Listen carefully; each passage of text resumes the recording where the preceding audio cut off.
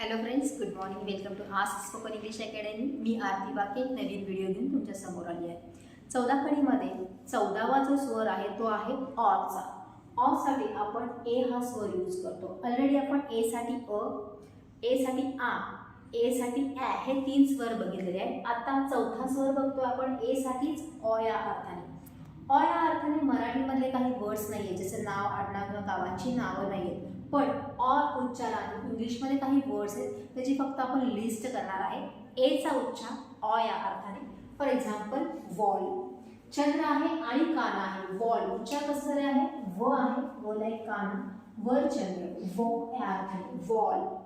Call, football, swallow, mall, shawl, all, tall, small, stall, talk, baseball, watch, install, hall, overall, rainfall आणि recall. Almost जर तुम्ही बघत असाल तर ए नंतर 99% वर्ड्समध्ये डबल कॉन्सोनंट आलेला आहे. ऑर जे आलेलं आहे, जसं की double L, double L, double L, double L, double L, double L, L आणि के, परत डबल एल, परत डबल एल.